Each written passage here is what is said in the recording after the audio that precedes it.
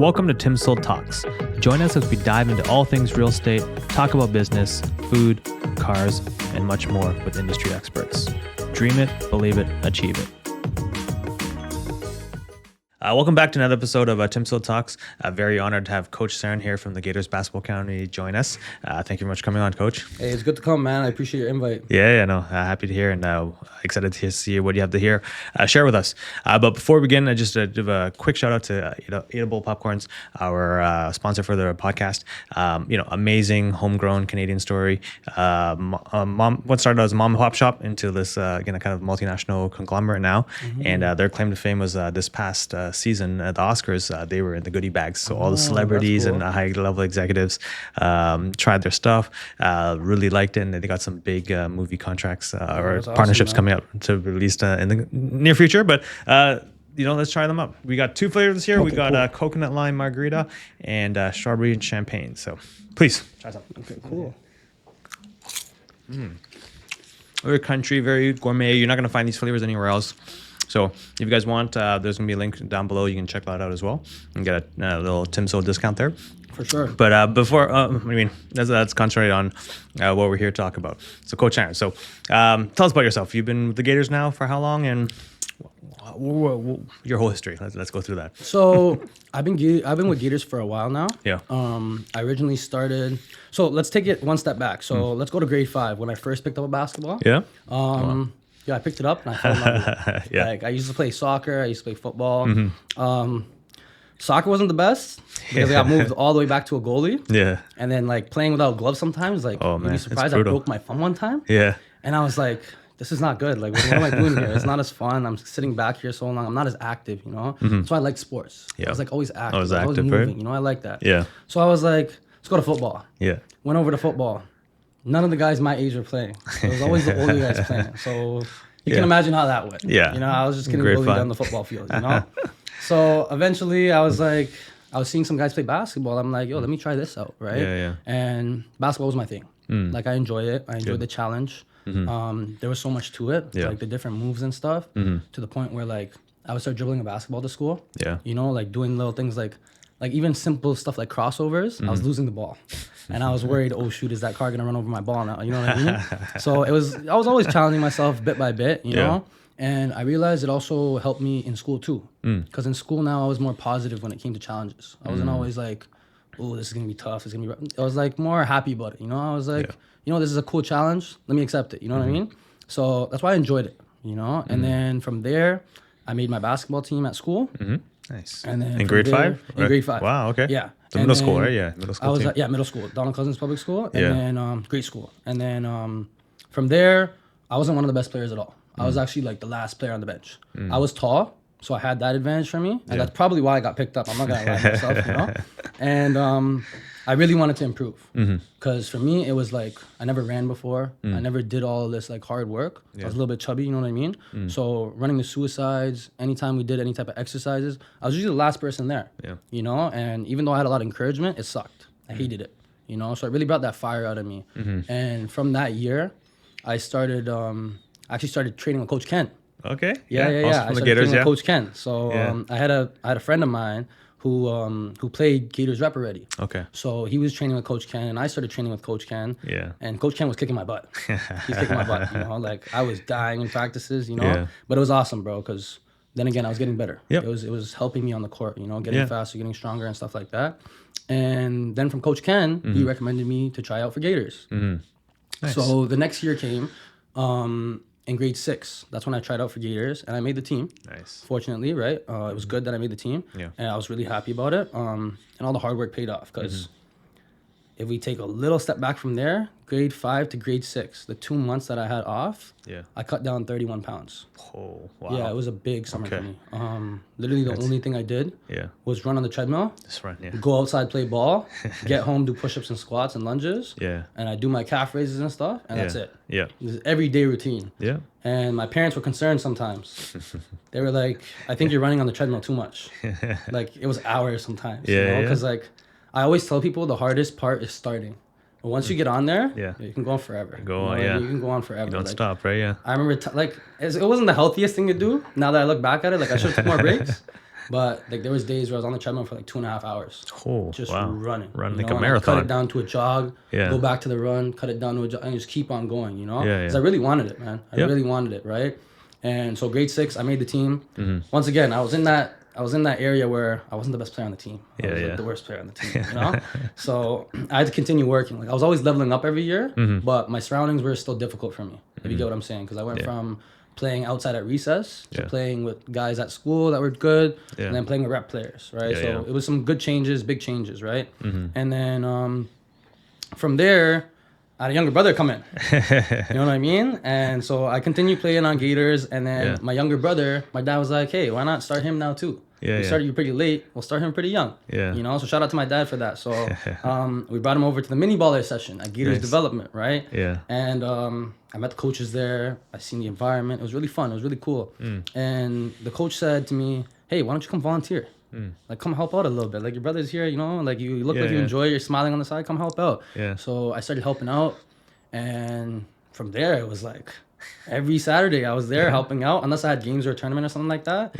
And the coach realized, he's like, yo, you're doing a great job.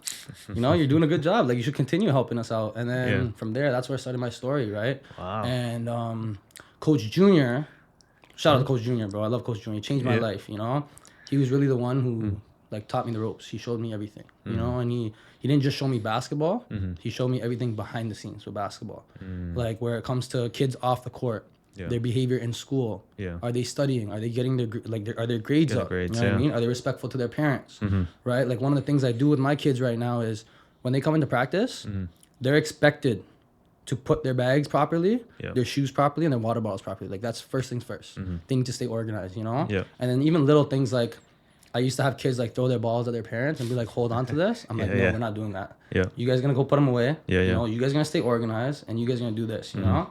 And then from there, it just great was discipline, up, man. It was just up, I just kept coaching. Everybody appreciated me. They said I was doing a good job. And that motivated me to learn even more. Like, even last night, I was up till 2 a.m. I was watching some videos, I was like, what can I do here? What can I, you know what I mean?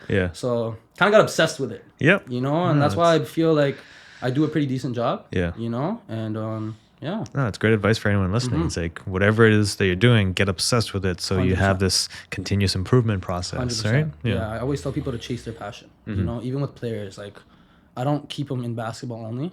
I'll tell them all the time, I'm like, hey, try out different things. You never know. Like I'm a basketball coach, so I want you to play ball.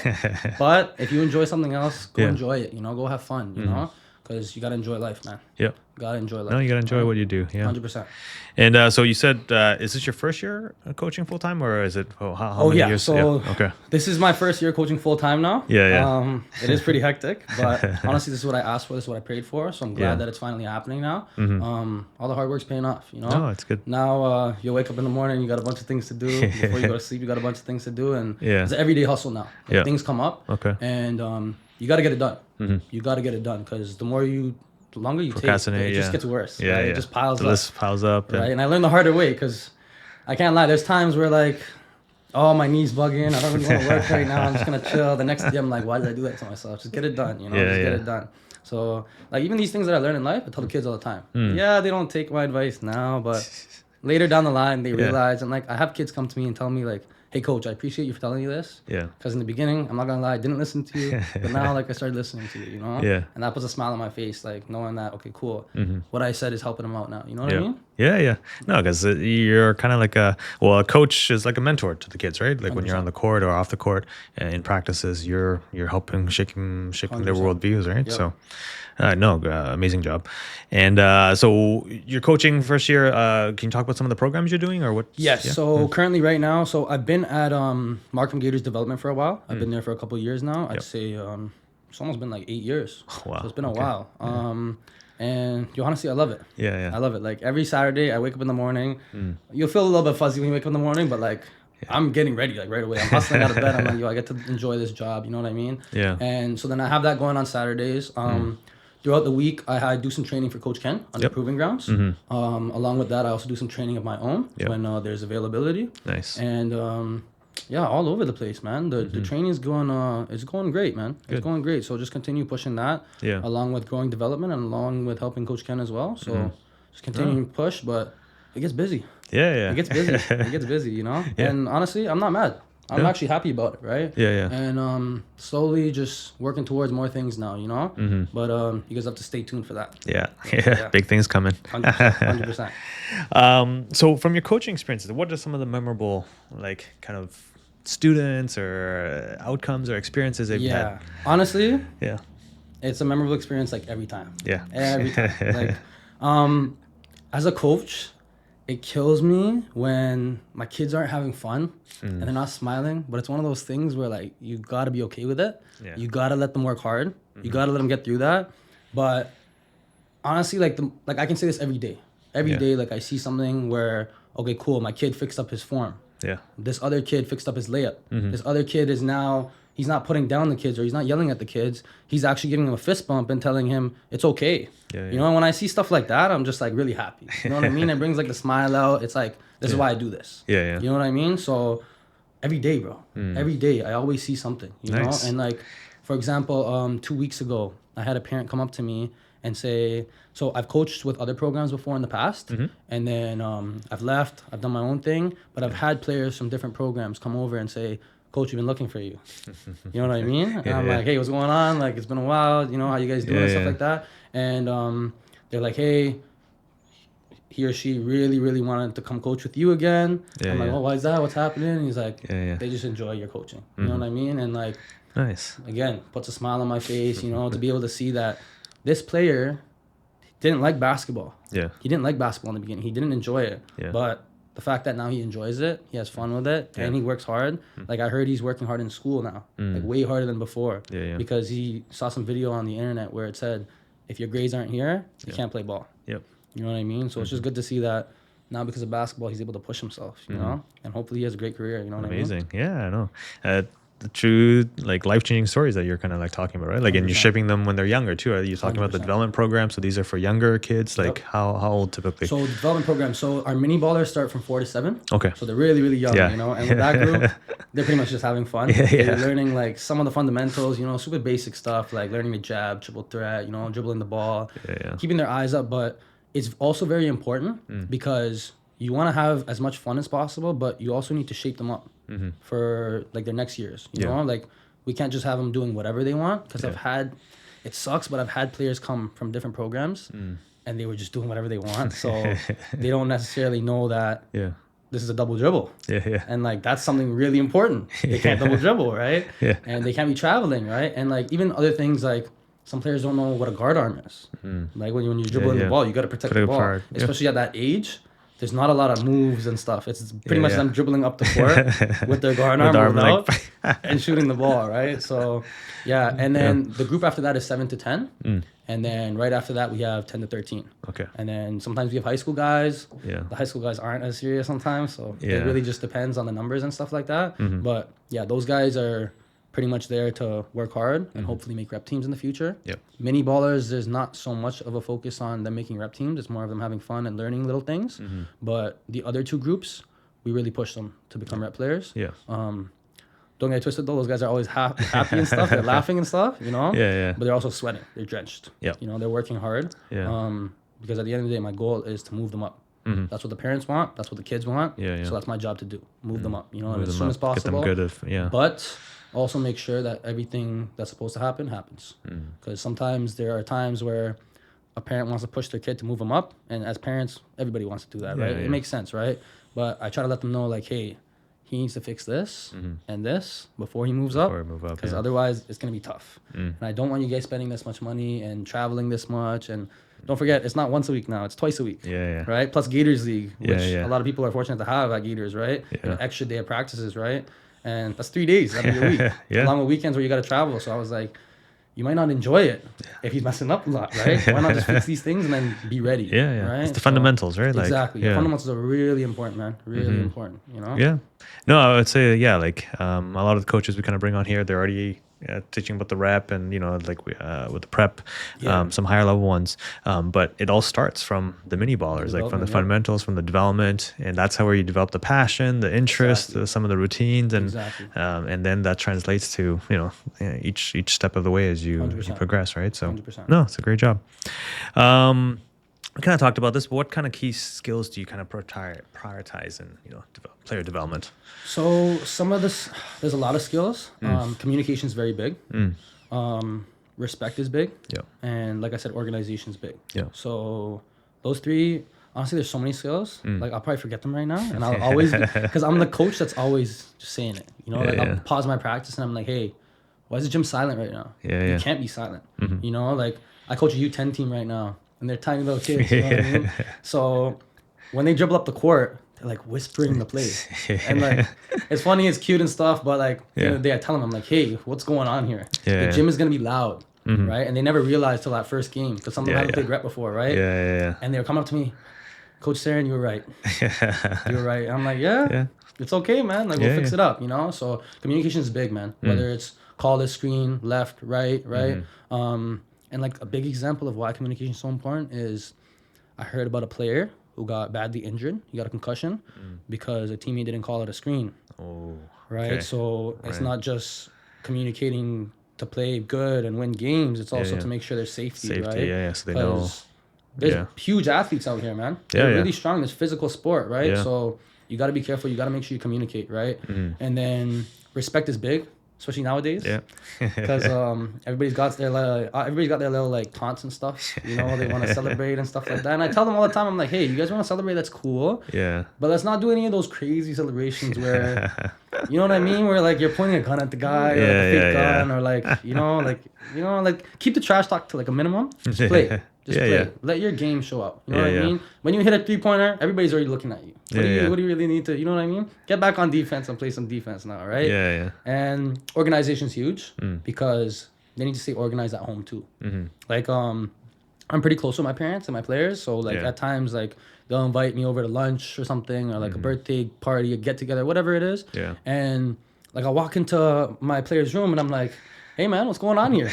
Why is all your basketball stuff all over the place? And your works, like you need to be more organized, you know what I mean? Yeah. And he's like, yeah, I can't find this. I'm like, yeah, that's why. You know what I mean? So slowly learning, and like that made a big change for him. Because now he's way more on point with his homework. He's not wasting time looking for stuff. He's just getting his stuff done. Yeah. Right? And that was also really big. So like I said earlier, like players need to come in, be organized, put their stuff here. You know what I mean? Yeah. If there's something that you need to do, you need to do it, right? And organization like plays a big role, man. Yeah, no, not just in basketball, in your regular life, a lot, man. Yeah, I'd say a lot of the skills that you're teaching them is actually for life skills, not just basketball, 100%. Right? Yeah, because at the end of the day, they are basketball players, but they live a life outside of that, right? Yep. You gotta live a good one, you know? And every part isn't like compartmentalized. They're all kind of intertwined. So if one part of your life is good, other parts of your life tend to be good as well. 100%. So yeah. 100%. Okay. So, when talking about like, mini ballers, like, 4 to 7 year olds, what are some of the challenges with teaching 4 to 7 year olds? The challenges are, it's pretty challenging. I can't lie. I love the challenge. It's fun. But it's challenging. Like you saw on Saturday, I was drenched. I'm sweating while running that class. My other class, I'm not sweating, Yeah. And one of the things is listening. Yeah. And that's a skill I should have mentioned as well. That's a big skill. You got to be able to listen. You know what I mean? Because not just mini ballers, but like even other groups. Like I'll have high school guys come in and their listening skills aren't the best. So they're not able to take in everything I'm teaching them. Yeah. Right? And I preach to them all the time. I'm like, hey, if you're not doing a good job listening, why am I here? You could just have a random coach here do the exact same stuff. Yeah. You know what I mean? Like there's times where I'll do simple drills, but I'll like do them differently. Like I'll have small little things that are changed about it, or you know what I mean? And it'll make a big difference, right? And for the mini ballers, it's just listening. You know what I mean? Like that's like the main thing. Like I want them to get them to listen and listen like this. Like you aren't always there because you're really busy. Yeah. But I see a lot of improvement with the listening skills. Yeah. Because in the beginning, just like little kids like running around. And now like I've told them so much and I've preached about it so much that if I say sideline, hustle to the sideline and spread out. Baseline, hustle to the baseline and spread out. Hold your basketball. You know what I mean? And those are just some things that I have to keep on saying over and over again, But now's the time to really focus on that, right? As soon as they can listen good and their attention span's a little bit longer, they'll learn a lot better. You know what I mean? So I'm really putting a lot of focus into that right now. And it wastes some time, but it's important. That's why I don't really look at it like a waste of time. We're away from basketball for a bit. I'm just telling them to hold the ball, but it's just so important that they got to get it done. It's like the building blocks for the future success steps, right? Exactly. So, yeah. So some people see it, some people don't, but I see it, so I got to do it. You know what I mean? Yeah, no, it makes, because I can imagine, dealing with a bunch of like 4-year-olds, it's like kindergarten, right? They're just like running around. And one of the other things is like, I'll have like, okay, let's say we have 20 kids in the class, right? Yeah. I'll have like 18 kids that are doing a great job. Yeah. And then like I'll have one kid or even two kids distracted, who's messing around, and he distracts like a group of 6. And then I'm like, oh no, you know what I mean? Like I already see it coming. And so it's tough. But I like it, man. It's fun. No, it's fun. And a challenge. Honestly, as long as they're improving and they're getting better, like every week when I see them, or at least every 2 weeks, I'm happy. Good. You know what I mean? I'm happy. Yeah, it's a rewarding challenge, right? Like, 100%. You see them 100%. Kind of start listening, and they are 4 to 7 years old, so it takes a bit of time for them to get into their routine and understanding and participation. So, no, great job. So how do you you talked about this briefly. So you're in the development program, you're trying to push them up to the rep times. How do you support them through that process? So that's why I really appreciate Gators, the way they have that format set up. Yeah. Where like I'm really close with the coaches there, right? And the rep coaches there. So we're always communicating. We'll even have times where Coach Ken, Coach Junior, Coach Henry, they'll come into the gym. They're watching the players. They know, okay, cool, this player can fit here, this player can fit. You know what I mean? So it's really, really good. Like it's done really nicely, and a lot of people don't see that, you know? Because it's like behind the scenes kind of thing, right? Yeah. And one of those things is before any of my players make rep, there's times where I'm busy and I don't get to talk to them before they slip out the gym. Yeah. But a lot of times before we send out that invite, I'll have a 5-minute conversation with them. And I'll let them know, like, hey, it's not going to be the same. Yeah. It's going to be a lot more difficult. It's not going to be an hour and a half anymore. It's going to be 2 hours, and it's going to be twice a week. You're going to have Gators League along with that. You're going to have these things to do. And it's not easy. Yeah. You got plays to remember now. Yep. Whereas over here, there's no plays. We just set up like a 5-out, screen and roll, or like a pass and cut, and that's it, right? But now there's plays to run, and those plays, you have to be able to run them, and not just run them, but remember them, because you got to be able to teach them too. Yeah. So a lot of coaches only expect their kids to learn the play. I expect my kids to teach the other kids to play too. Yeah. So anytime like I don't have a kid in my practice, I look at it like a perfect example. You know what I mean? I'm like, this is a perfect scenario right now. You need to teach this kid to play next week at practice. Yeah. So you need to make sure you get it down. You know what I mean? And that actually helps with our teamwork too, because now I have guys coming over telling him, "Yo, make sure you know what I mean." Helping each other. Coach is gonna make us run. You know what I mean? So it comes to a lot of that, and I also have a talk with the parents because it's a lot on the parents too. I've had players at my development program that should be playing rep right now, but they can't play rep and they enjoy the coaching, so they stay at the development program. Yeah. But it's a lot on the parents, man. It's a lot of time they got to take out of their day. Yeah. It's not just, let's say you practice Monday, Friday, and Gators League Sunday. Yeah. It's not just those 3 days. Yeah. You got to stay in touch. You got to make sure you're checking the group chat. There's games.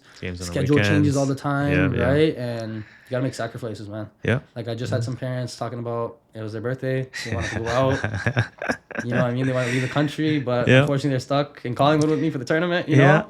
They're like, it's okay, it happens. We'll try to reschedule, but it's a lot, man. It's a lot. It's a big change, it's a big change. Yeah, no, I'm just realizing that now with my kids' schedules. Like, yeah, it's tough, man. It's tough. But you're doing a good job, man. You're doing a good job. Keep going, man. Keep going. Yeah, no, it's a sacrifice we make, but it's for their long-term future, 100%. So we're happy to make it. And as long as the kids are showing us that they're committed to it, right? And I think that's the big thing. Sure. TJ is definitely committed to it.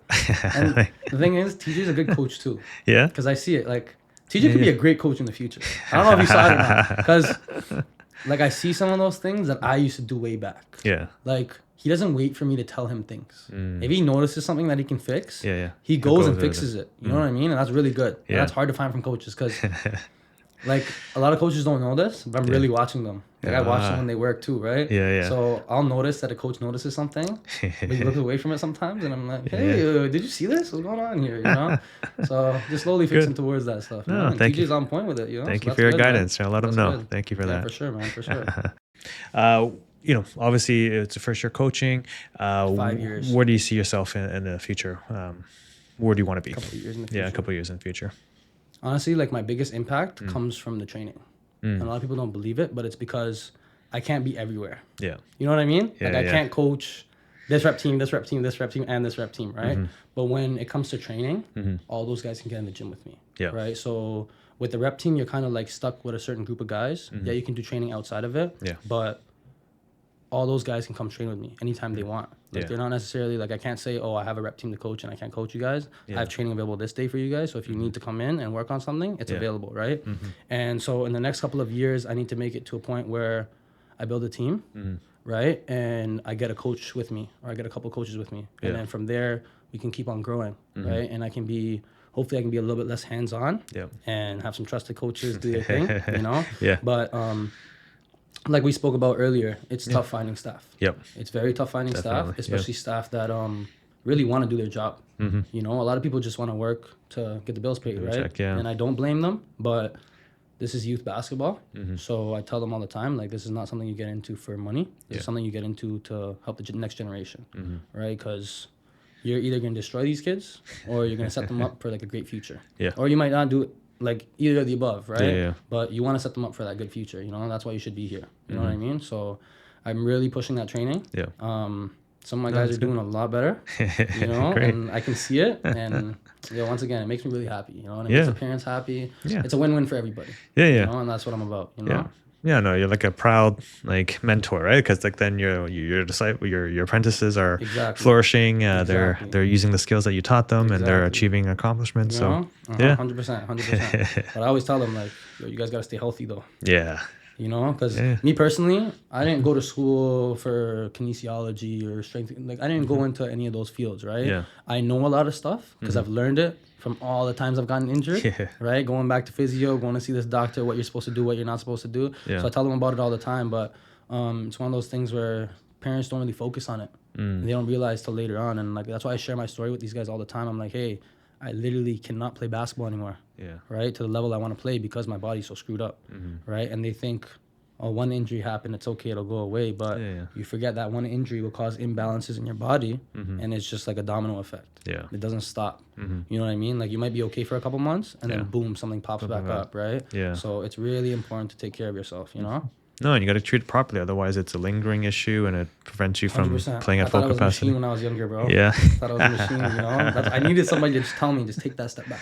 You know, just take that step back, do some resting, do some stretching, some exercise, and come back. You know, you don't need to be playing ball every single day, 3 times a day. It's too much on the body sometimes, you know? Recovery is important part now, right? 100%. So, I don't think we were kind of paying attention to that or taught that when we were younger. No, definitely so not. Now it's you got to bounce that out, and also not just basketball. It's like your nutrition, your strength and conditioning, your recovery, your sleep, your all these facets now. That's it's interesting to see.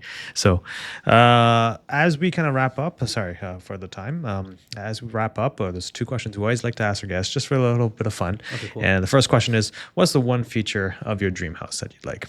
One feature of my dream house. I think everybody already sees where this is going. I gotta have a ball court. And basketball court. In my dream house, because it's a dream house, it needs to be indoor. Okay. Because if it starts raining or it starts snowing like we are in Canada over here, like it's you know what I mean? There's gotta be indoor ball court. Okay. And like the main thing I need on it is 1 full court and then a half court. And on the half court, I want a shooting gun. So I can just sit there, or I can get my guys in there just shooting all day long. The shooting gun makes a difference, man. You know? The Dr. Dish, right? Yeah. And but not always though, because I always I've raised some of my players before. Okay. So I've full on FaceTimed the player who was on a shooting gun before, and I wasn't on a shooting gun. I'm like, let's see who can make, or let's see who can take 100 shots first. Right. And I beat him, and I told him, I'm like, I'm exhausted, but I was hustling after my rebound, going back to the line. Going back to the line. You know what I mean? So I didn't just do shots.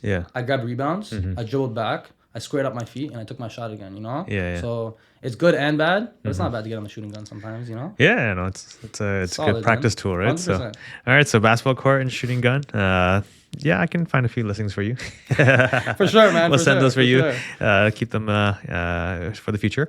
The second question we'd like to ask our guests is, what type of food you'd like to eat for the rest of your life? Food for the rest of my life. I'm probably gonna say steak. Steak? Yeah, because I can cook it so many different ways. I can do so many different things with it. But I always liked steak, man. It was always like, it wasn't just because it tasted good, but like it made me feel good too. You know what I mean? Like eating healthy was always like one of those things I feel like I needed. When when I was younger, a lot of times like I didn't have the money to go buy a steak or buy a healthy meal to make at home. You know what I mean? A lot of times I was buying like a junior chicken that would last me for lunch. You know, it was like $2.50. I'm like, okay, I'm cool. I'm done. You know what I mean? Yeah. But as I started eating a bit healthier, I realized like, oh, it makes a difference. Like you start feeling better too. You know, throughout your day, you got more energy and stuff. So it doesn't have to be steak. Okay. Maybe a little bit leaner sometimes, you know, because it does get a little bit fatty sometimes. But yeah, that's probably what it is, and I'd probably change it up a lot, you know. Any particular steakhouses you can give a shout out to, or do you cook them yourself, or like? Honestly, I cook them myself. Yeah, a lot of times I cook them myself. If I were to give a shout out to a certain cut, I'd probably say the ribeye. Yeah, okay. Nice. But sometimes some lean strip loin is good too. You know what I mean? To change it up, stay a little bit healthy. You know what I mean? But, the ribeye solid. Ribeye solid. What about you? What would you like? Same thing. Like I don't like going out to eat steaks anymore. Like I cook them better myself. I got this nice Beretta Farms steak that I purchased from, and it's good, just because you go outside and it's like, oh, you're spending all this money, and then, like I think I can cook it better. So like, 100%. What's the point, right? Yeah, and honestly, like I feel like you can spend more time with your family too at home. Yes. Right? Like you're cooking, you're having a laugh, you know, making some mistakes. My mom's like, you're making a mess, you know what I mean? I'm like, don't worry, I got it. I'll clean it up afterwards, right? Exactly, right? So, that's one thing I need to get better at, cleaning as I go. You know, but I get distracted sometimes. I'm like, oh, shoot, I forgot about that. You know what I mean? So, learning as I go, you know, that's how life is, right? That's you life make mistakes and you learn, right? Yeah, and that's with life and basketball and everything else, right? 100%. So, 100%. All right, well, thank you for sharing that. That wraps up this week's episode of TimSold Talk. So thank you very much, Coach Saran, for coming in and sharing your amazing story. If our audience wants to come find out and reach out to you, how can they do that? Yeah, so on Instagram, I'm available, Coach Saran _. Okay. When you go check out my Instagram, there's also a bunch of other details available. You can also reach out to me on Cut Different Basketball on Instagram as well. Okay. The best way would be Coach Saran on Instagram, and then you can get my email, you can get my number, you can shoot me a DM, and then we can go from there. And along with that, you can see some of the things that I do. Go check it out. And we'll leave the profile for everyone to go give them a like and follow, and where to contact you. So if you enjoyed today's episode and looking to buy, sell real estate, you know who to call. But if you want junior development programs, you know who to call there. Don't forget to give us a 5-star review on Spotify and YouTube and all the channels. It really does help algorithm, but also to show love and support to our guest here.